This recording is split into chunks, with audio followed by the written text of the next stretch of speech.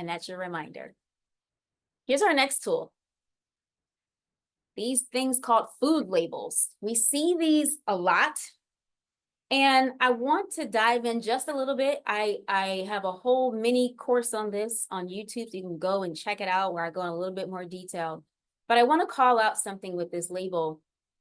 It doesn't really paint the entire picture of the nutrient density of the food item that you're eating. In fact, it only prioritizes bigger things, what we call macronutrients like protein, carbohydrates, and fat. And then a couple of the vitamins we care about, that we say we care about, vitamin D, some minerals like iron. It just depends on the food, what they choose to highlight. This is a good starting place. But the power comes in when we read our ingredient list. So I encourage you to start here and then look at the nutrition facts label. And here's why.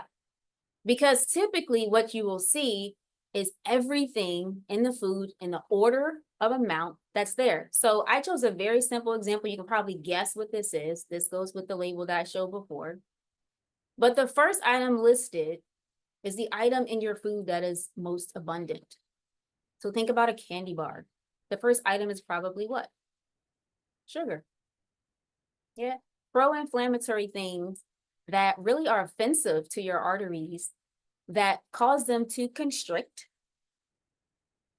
and that allows things what we call like cholesterol to build up in them. So if you notice also here, there's 3 different types of oil. Anybody remember potato chips even 5 or 10 years ago with 3 different types of oil? A lot of things happened during COVID. Pay attention to your food labels. And or. So just imagine if all 3 of those types of oils are in these potato chips. That's a very inflammatory snack to have in any amount. So add that to, let's say you already have high blood pressure or high cholesterol, and you're eating something like potato chips that has a lot of inflammatory components. Oil, we know, is what we call a vasoconstrictor, so it makes it tight. But now you're adding insult to injury. But if you look at the label, do you get a sense for a bunch of different types of oil? No.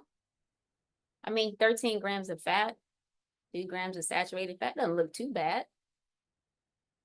Do you see cholesterol mentioned? What does it say? Yeah, 0. So you look at this, independent of this, and you're like, wait a second, hold on. Right? There may be some in there, or maybe they removed it, but there are also different types of fat in here that we want to consider. You see there's some calcium, some iron, some potassium. That's nice, you know, if you're looking for an excuse to, and I'm not saying you shouldn't have potato chips, that's not what I'm saying. But if you're looking for a reason to talk yourself into eating it, you can make that argument. But if you go over here, you say, wait, I have some more information. Is it really worth it? If the goal is to have my doctor reduce my Lipitor, or my water pill, or my hydrochlorothiazide, fill in the blank, my metformin, is this getting me closer to my goal?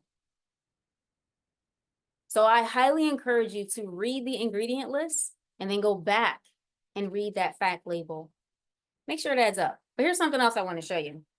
I want to show you something because we're about to jump into the kitchen. I'm going to take my screen down for just a second. I want to show you Food Data Central. Because remember I said, the label doesn't tell you everything. Here are some beets. And I'll make sure this link goes out. But here are some beets, right? So I clicked on raw beets. If you click on raw beets, look at the nutrient composition of beets. This is all the stuff that doesn't make it to your nutrition facts label. So it's way more. Look at that. You got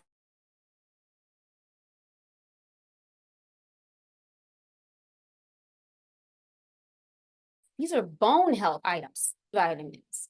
So a lot of our shopping can happen right at home before we ever go to the grocery store. You can actually look up the food items you want to purchase, go to the ingredients and the nutrition label right online and read it and ask yourself, is this getting me closer to my goal? Is this creating a healthier heart in me, or is there another option that gets me closer to my goal?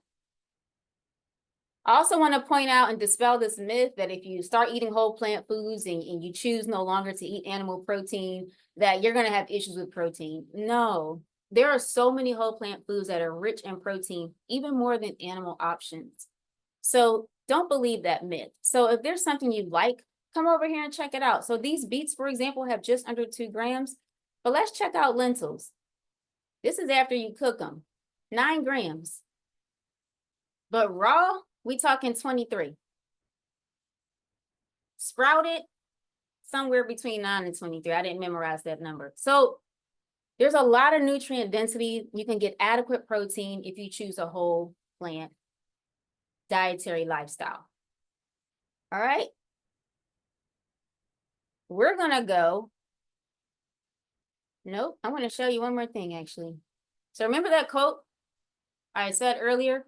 Here it is for you to visualize it. The food you eat can be either the safest and most powerful form of medicine or the slowest form of poison.